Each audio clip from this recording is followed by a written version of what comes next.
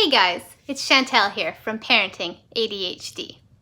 Today, I'm going to share with you 3 ways to add structure to your life to help your child with ADHD thrive. Structure sounds kind of boring, not too exciting. Well, this one is a gem in disguise. Structure is super instrumental for helping your days and your lives go smoother with your ADHD child. Keep watching to find out why and how to add this gem to your lives. You can use structure as a ladder for your child with ADHD to climb high in life. Creating structure in your life doesn't mean setting up your day as a military drill. Having your children march on command is not what I'm talking about. Good luck with trying that one. What I mean when I'm talking about creating structure is creating routines and rhythms into your days to create a scaffold to organize life around. This does not come naturally for those with ADHD. It must be taught and retaught. Routines and schedules provide children with a sense of stability, security, and structure that can help keep boredom and frustration to a minimum. Structure creates a new normal for kids during the uncertainties of COVID-19. This is important for everyone in the current state of our world, but it is essential for those with ADHD who need structure to help calm and order their days. ADHDers often also struggle with anxiety. COVID has increased anxiety exponentially. Structure will help. Simply put, a structured environment is one that is organized and predictable. In a structured environment, your child knows what to expect.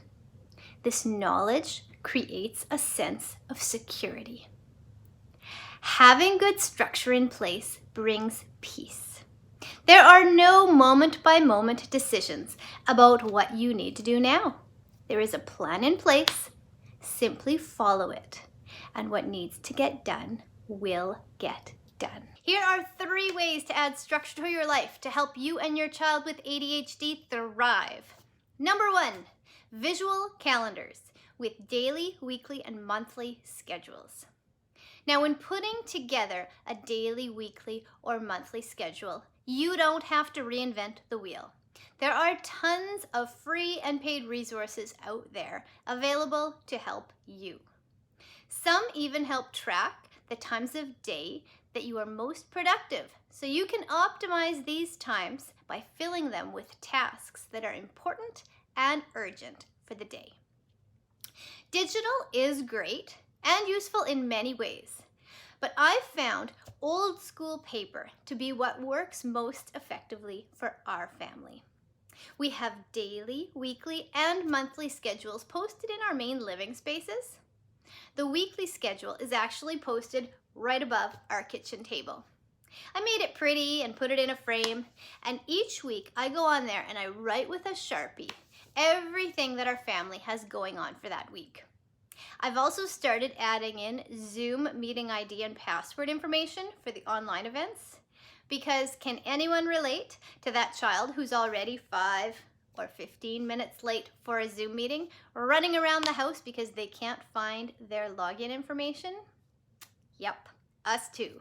It's on the calendar now. In our main hallway, I also have a monthly calendar posted. I write everything on the calendar that we have going on for the whole month there. Now, at first, I found this to be overwhelming, but it's actually been grounding. My daughter, she loves it. She checks in with it each morning, and it really helps her with her anxiety to know what we have coming up. Now, we homeschool, so our daily schedule also includes school tasks for each child, what they're expected to do that day. I have a whole year's worth of daily schedules that I've printed out, and I've bound them together in a coil-bound book. This book sits on our table, and the kids refer to it throughout the day, usually with me guiding them there.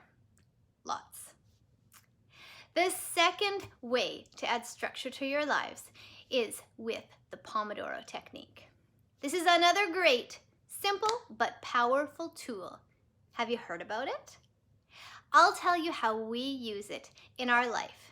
And if you're interested in learning more about it, there are tons of resources out there, and I'll link to a few in the show notes below. Fun fact, I'm using the Pomodoro Technique right now. Essentially, the Pomodoro Technique helps you get over the energy of activation that is needed to start a task. Can anyone relate to this? Getting your child with ADHD to stop what they are currently engrossed in and start what you'd like to have them do next can be very hard and frustrating. Hey, let's face it, it's hard for us adults too. But we can all do something for 20 minutes, especially if there's a reward waiting for us at the end. That's what the Pomodoro Technique is. It's setting a timer and using it in a defined way. It's a sequence with breaks planned in. Now the timer can be a kitchen stove timer, it can be a watch timer, it can be your iPhone. Something that counts down time and makes a noise at the end when the timer is finished. Whatever the task is that you'd like to have your child with ADHD do, follow these steps. Talk to them about the task that's needed and decide with them how many Pomodoros it will likely take. It's recommended not to plan out more than 4. This is how the scheduled time will go. There will be a 20-minute chunk followed by a 5-minute break with a reward. Another 20-minute chunk, another 5-minute break with a reward. 20-minute chunk, 5-minute break, 20-minute chunk, 5-minute break. At the end, not a 5-minute break, a longer chunk of time with a predetermined reward. So before you start, chat with your ADHD child and together, that's key, decide on what the reward will be that will come after the 20 minutes of work. Hint, let them choose something that they'd like and that's within reason. And this part is important. This reward will only last for 5 minutes.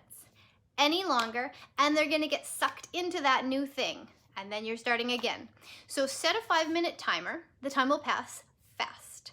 Good options could be heading outside, reading a book, jumping on the trampoline, listening to music.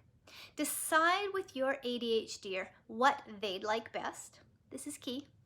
What's their currency? Today might be different than yesterday. Also plan out what the longer reward will be and put some time parameters around it. So if the longer reward is playing Minecraft, it's not playing Minecraft for an undetermined amount of time. Hint, that's just gonna lead to a blow up when you need them or want them to stop. A solution that will lead to more peace is a reward of playing Minecraft for 40 minutes and setting a timer to go off when that time is done. Remember, those with ADHD aren't at all good at having a sense of time and how it passes. 40 minutes or 4 hours are really the same to them, especially if they're doing something that they are engrossed in and are hyper-focused on. A timer will help. Try it out.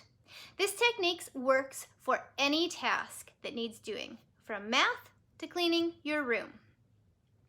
Moving on to number 3 is the art of structure and flexibility.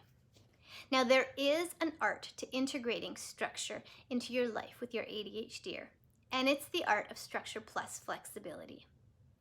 Those with ADHD, kids and adults, have some unique characteristics.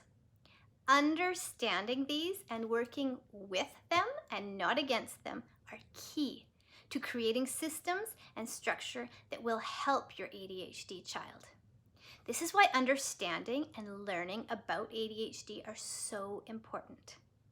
Really, the first step to helping your child with ADHD thrive is learning all you can about ADHD. I have a course that will launch later this fall called Understanding Your Child's ADHD that will help you in this area. ADHDers often struggle with switching between tasks, especially if the new task is boring, repetitive, or something they've done before. To borrow a term from chemistry, there's a high energy of activation needed. And what I mean by this is that the hardest part of getting your ADHD child into a task is starting the task. Having a predictable schedule helps with this. Using the Pomodoro Technique helps with this. The decision of whether or not you're going to do that task, today it's already been made by the schedule. How long you're going to do the task for, it's already been decided with the Pomodoro Technique. Okay, here's where the art of structure and flexibility comes in. Something else that you probably know about your child with ADHD is that when they do get into a task, they can go deep, really deep. It's that ADHD superpower called hyperfocus. Hyperfocus isn't a button that you can push and turn on, but when it happens, it can be nurtured. Hyperfocus is like rocket fuel. You want to harness this power if you can. A predictable schedule and the Pomodoro Technique can help you with this. Once you get your ADHD child into a task using those tools, sometimes hyperfocus ignites. When this happens, you want to notice it, use it, and let it flow. How you do this is by setting up your daily schedule with the potential for flexibility. So here's an example of what that might look like. Your daily schedule has a routine that involves doing math every day at 10 a.m. Even if your ADHD doesn't feel like it. Math, it's going to happen at 10 a.m. Applying the Pomodoro Technique, you're going to have 5-minute breaks and incentives planned out, and a timer ready to help you get started. On the schedule, math is planned to be from 10 until 10:30, and some days, most days, that's when it happens. Starts at 10, goes to 10:30. But there will be some days when your ADHD really gets into it. We have a great math curriculum. It has comics in it. And trust me, this has actually happened in our house. On those days when your ADHD is really into math and is hyper-focused in a groove, you can use this superpower and let it flow. This is where flexibility comes in. If English is next on the schedule, let it go. If math ends up going until noon, that's okay. With hyper-focus, there's a type of deep, authentic learning that happens. There's a validation that's happening within your ADHD child too. Can you guess how many times in their lives they've been told to just focus? Can you guess what that little voice inside their head is telling them? You're not good at focusing. What's wrong with you? Everyone else can do it. Why can't you? By setting up a schedule that has the flexibility to let hyperfocus flow when it does ignite, you're nurturing a situation where your ADHD child can see themselves succeed. That little negative voice in their head now has some competition. Hey, remember that time when you did math for an hour? Wow, you can do it. Remember when you didn't want to start cleaning your room, but then you used the tools your mom set up for you? You cleaned your whole room and your closet. You rock! Set up your schedule so that you can take advantage of hyperfocus. It's so worth it. So, there you go. 3 solid ways you can add structure to your life to help your ADHD child thrive. Try them out. Share your experience with me. I'd love to hear about the wins for your family. You can email me at parentingadhd@chantelbandaphd.com. And here's another hint. There are actually 10 solid tools for adding structure to your life that can transform your days with your ADHD child and make them go so much smoother. Discover all 10 inside my course, Parenting ADHD Toolkit, Non-Medical Essentials. Until next time, march on, my friend, and remember that you are not alone. Let's walk this journey of parenting ADHD together. And for those of you that like behind the scenes kind of stuff, exclusively for my private Facebook group members, I have videos that are posted every Thursday. This Thursday, I'm going to be sharing how I apply these techniques in our life. Videos will be posted Thursday morning in the group tomorrow. Want to join us? We'd love to have you there. Click the link in the comments to become a member. And if you liked this video and found it helpful, make sure you hit the like button. And also, if these concepts resonated with you and you have someone in mind who could also benefit from hearing them, please share the information with them. And then be sure to subscribe to my channel because I post new videos every Wednesday to help you on your journey of parenting an ADHD child. Thanks so much for watching. See you guys next time.